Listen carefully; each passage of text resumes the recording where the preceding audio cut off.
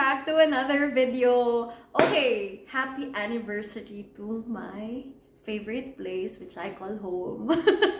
It's been a year since lumipat ako, grabe. Kailan ba yung upload ko nun? Second week of January or third week of January? Grabe, ang bilis. 1 year na pala ako na nabuo ko siya. Alam mo yun, I did not expect na ma-enjoy ko siya. So, in today's video, I wanna share what I learned after moving out. So, medyo parang emotional ako prior to creating this video. Bakit? Siguro kasi parang ang dami ko rin na-realize sa isang taon na yun. 2023 went by so fast. Parang 2023 po ang pinakamabilis ko na taon. Siguro kasi ang dami nangyari and sobra ko naging busy. But, yun na nga. Ano nga ba yung mga natutunan ko? One, grabe, makikilala mo yung sarili mo pag talagang umalis ka sa comfort zone mo. Pag bumukod ka, akala mo may mga bagay kang hindi kaya, pero kaya mo pala. Una sa lahat, pagluluto. I personally grew up very sheltered. Parang laging andyan yung family ko for me. Ang lagi sa akin sinasabi ng nanay ko, wala kang ibang gagawin kundi mag-aral lang. Growing up, ganun lagi. So, nung lumipat ako dito, hindi ko akalaing makakapagluto ako ng ganito. Magugustuhan ko pala yung ganito. Magugustuhan ko pala yung pagluluto. You get to know yourself more when you're alone. Mas masarap mag-isip pag mag-isa. At mas marami kang natututunan kapag mag-isa ka. So, I really appreciate that I get to do all of this stuff by myself. Because I am alone. Siguro pag nasa bahay ako at nagluto ako, yung lola ko, tita ko, grabe na yung bulyaw. Ay, hindi ganyan yung paghiwa, blah, blah, blah. But if you're by yourself, parang meron kang way of doing it. And then you get to also do it over time. And then you get to perfect it. Kasi naalala ko, yung mga first time kong nagluto, disappointed ako sa sarili ko. I end up ordering food. Dito po sa Cavite, 7 PM pa lang, yun yung cut-off mo para mag-order ka. Beyond 7 PM, hirap ka na niyan mag-book. Kung may mabubook ka, after 30 minutes, ika-cancel ka rin kasi ayaw nung rider nung area mo kasi it's too far. So, matututo ka talagang magluto. I think it's an advantage for me. For someone who really wants to learn how to cook, how to do all household stuff, okay siya for me. Dahil natuto talaga ako. Natuto rin akong mamalengke na dati hindi ko namang ginagawa. Ang sarap palang mamalengke. Lalo na yung public market, hindi yung palengke na grocery. Yung palengke talaga. Sinasama-sama naman ako dati nung bata ako. Pero alam mo yun, kasama mo yung nanay mo or lola mo or tita mo. Pero kasi this time around, you're gonna spend your own money. So ikaw, binubusisi mo rin talaga so that you can get good produce. So yung mga meat, tinitignan ko rin kung mura ba dito. Sobra talagang natutuwa ko. And I appreciate that before I get married o kaya before ako mag-30, I get to experience this fun stuff. Because for me, it's fun. This is my kind of fun, yung matuto ng mga gantong bagay because I also crave for it.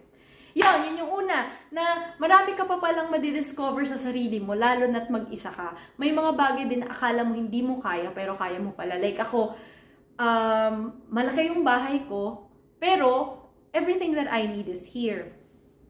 Dati akala ko parang matakot ako matulog mag-isa. Pero tapos naalala ko noon, sabihin ko sa nanay ko tsaka sa kapatid ko, video call kami hanggang makatulog ako. Ganun ako kaparanoid, katakot, ganyan. Tapos habang tumatagal, nasanay naman na ako. Second na natutunan ko nung nag-move out ako, how important my family is. Dati kasi noon, sobra kong salbahe minsan sa kanila. Gawa ng, syempre, parang gusto mong kumawala. Ngayon naman na naka-move out ako, I appreciate them more. You would realize na mas namimiss mo sila. Na dati kasi siguro sanay ka na lagi mo silang kasama, so hindi mo sila na-appreciate. Yung nalayo ako sa kanila, parang lagi ko silang namimiss. Lagi din ako yung tawag ng tawag sa messenger. Nanay ko inis-isip, ano ba, ganyan, matutulog na kami, matawag ka pa, chichika ka pa, ganyan yung nanay ko. Pero, yeah, how important family is. Kasi parang, yes, mag-isa ako dito, but if you try to relate it in your setup, like say for example, if you're married, ganyan, di ba ganun din naman, malalayo ka sa family. It's just that in my case, I'm not yet married. Pero, ganun na rin yun eh. Malayo ka sa family mo because you're living alone or you're living with someone, you're starting out a family. Mamimiss mo talaga sila. And every time na uuwi ako sa amin, talagang I spend quality time with them. Talagang dinadrop ko yung school, yung work, anything that I'm doing, para lang may quality time ako sa kanila. Kasi sabi ko, buti na lang pala nag-move out ako kasi parang hindi ko lang sila na-appreciate. I also see the value of having a good support system like your family.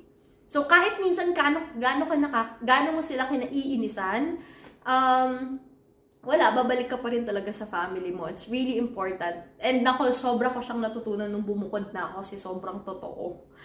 Nasira yung ganto, hindi ko alam paano to gawin. Tatawag ako sa nanay ko, tatawag sa tatay ko. Paano ba? Ano bang mauuna? Paano ba to gawin? Ano bang mauuna pag niluto to? Yung ganon, yes, it's very important. 3, kapag lumipat ka ng bahay, you would realize that you need this, that. So, ang daming gastos niyan. Ano-ano ba yun for me? It's very important na kapag lumipat ka, pinapakiramdaman mo rin ano ka ba din pag mag-isa eh. What I realize about myself, ito nakakatawa to pero ako I'm gonna share it yung sewing kit. Diyos ko po. Medical kit. Lahat ng gamot, lalo na kapag sakit ng tiyan. Kahit man lang biogesic na marami magdala ka. Tas kahit gamot sa ubo. Diatabs, Dulcolax, pang LDM, you need that. Nail cutter, mga panlinis ng kuko. Kasi minsan nasasaludsod ka. Kasi ako naglilinis ako ng bakuran ko, ng likod dito. Nasasaludsod ka, etc. It's very important. You have your, hindi siya hygiene kit eh. Yung mga panlinis ng kuko, mga kaartehan na ganyan. Tapos, next, you also need to get to know your surroundings. Like, saan ba merong water refilling station dito na may okay na mineral water? Saan ba yung laundry? Tapos, lahat ng yun, hindi ko naman overnight din naisip. Like, yung sewing kit nga, dahil nasira yung damit ko, tas parang konti lang yung workloads ko dito, may kailangan akong i-meet. Saan ako hanap ng pantahe? Pumunta pa ako ng 7-Eleven para bumili because they have like mini kits. Tapos, the next day, nag-order na ako sa Shopee. It's very important na meron ka palang sewing kit. Ganun kasi before, nung tumitira pa ako sa mga magulang ko, lahat ng yun meron eh. Tapos, yung ikaw na, kailangan ko pala nun. Tapos, I remember, sumakit talaga yung tiyan ko ba nung panahon na yun or ulo ko. Tapos, na-realize ko, kailangan ko pala nun. Meron ding mga moments, lalo na wala pa ako ng parang medical toolkit, ganyan. Nahiwa ako nung food processor ko na binili sa Shopee. Talagang ang lalim ng hiwa niya. And that time, nagsusulat kami ng digest for cream law. So, pag nasira, paano ako makapagsulat? Tapos ang nangyari, buti na lang sa kotse ko, meron pa akong 2 band-aids. So, di ba, yung mga ganyang emergency, super siyang importante. Yung ganon. I hope you get my point. Ayan. Tapos next, natutunan ko sa pag-move out, na you cannot control your surroundings. Mas-stress ka pa. Hindi ko naman na siya na-experience now, no? But before, nung bago ako dito, meron ako kapitbahay na nakwento ko na ata yun sa vlog ko. Na pagka-ingay-ingay, magpatugtog, ako nga, nandito ako para mag-distress at syempre, parang you're paying premium amount, nagbabayad ka ng juice, malaki-laki yung binabayad mo dito. So parang ako, I was thinking, bakit kaya siya maingay? So stress talaga ako sa kanya, ganyan. And then I realized, hindi mo pala talaga makokontrol. I end up getting stressed by their actions, wala naman na ako magagawa. Ni-report ko na lahat-lahat, ayaw pa rin, pati yung guard, pinagsabihan na. And then you realize na, kasi bahay mo na to, diba? Wala ka palang magagawa. So, ito na yung dinededma ko na siya. Pero, lately, kasi hindi naman nag-cross yung landas namin. Pero hindi naman sila nag-iingay na. Pero before, sobrang talagang ingay, naaalala ko na naman. Pero hindi na, wala na. Yun, matututunan mo yun. But that there are difficult people. Kasi dati, pag nandun ako sa bahay namin sa Pasig, dahil nga nakikitira ako sa bahay ng mga magulang ko, parang lahat, kikim-kimin mo lang. Maingay yung kapitbahay mo. Sasabihin mo sa nanay mo. Kasi bahay niya yun eh. Sasabihin ng nanay mo, hayaan mo na. Pilitin mo na lang makatulog. Piliting makatulog. Ang ingay-ingay. Tas minsan yung mga speaker pa nila, yung masakit sa dibdib. Yung may garalgal, yung tipong, basta not good quality speakers na masakit sa dibdib. May mga ganun eh. Syempre, want to sawa yung tugtugan, ganyan-ganyan. Akala ko hindi ko na siya ma-experience dito kasi syempre subdivision to, ganyan-ganyan. Tapos konti lang yung mga nakatira dito. Ang dami pa nga slots dito eh. May mga iba pang houses dito for investment. Meaning, may mga nakabili na pero ayaw pa nilang tirhan, ayaw pa nilang ipagawa. There's a lot here. So sinabi ko, good experience din na na-experience ko na yung inis ko sa kanya para I can handle yung mga kapitbahay eh. But dito kasi sa Cavite, sobra kong tahimik eh. Wala nga akong kinakausap eh, kundi yung mga guards at saka admin lang. Kasi hindi naman din ako laging nandito. But yeah, you will experience that as you move out. Lalo na kapag nasa residential ka at hindi ka naman sa condo. Kasi sa condo parang karamihan ng mga tao doon, gabi lang talaga, natutulog lang. Konti lang talaga yung tipong may mga families na nakatira. But then, depending on the property na kinuha mo kapag condo. Pero sa mga residential na ganito, yeah, may mga ganong experience. And lastly, para mabilis lang yung video, you would learn more about your finances on how you handle it. Naalala ko, first 2 months ko na nandito, tinawagan ko pa yung boss ko. Sabi ko, sir, nakaganto kong laki ng grocery. Tapos parang takot na takot ako ditong magutom. Siguro andun din yung fact na wala kasi ditong malapit na bilihan. At yung mga kapitbahay ko rin naman, paano ka manghihingi ng gantong pagkain? Paano ka? So, kailangan mo talagang bumili. Kailangan mo magplano. So, whenever I go here, I make sure na nagbibili na ako ng pagkain. Or naghahanda na ako ng food ng morning para may makakain ako sa gabi. Pero, in that process, sobra kong naging magastos. Because I have that fear. At bago ka ngang lipat, parang feeling ko, kailangan ko nito, kailangan ko ng ganyan. So, pag nag-grocery ako, maubusan lang ako ng 1 century tuna. Kailangan the next day mapalitan ko siya. Maubos lang yung Yakult or Delight ko. Gusto ko na agad mapalitan siya. There's that fear. Or maybe, should I say excitement on buying stuff for your house? Pwede kasing ganun eh. Ngayon, pag tinignan mo yung ref ko, hindi naman na siya puno. Wala na siya masyadong pagkain. But I can assure myself, all the essential stuff that I need, nasa ref ko na. Like, di ako dapat maubusan ng mayonnaise, ng gatas, ng Delight. Yung mga gusto ko ganyan, yung mga cereals, I make sure that I have stock dyan. Oatmeal, mga ganyan. I think you get my point naman. Doon sa sinasabi ko na matututunan mo yung pag-handle mo ng finances. Because for the first 2 months, sobra pong gastos ko dahil nga may ganun akong pag-iisip na pag naubos, bili agad.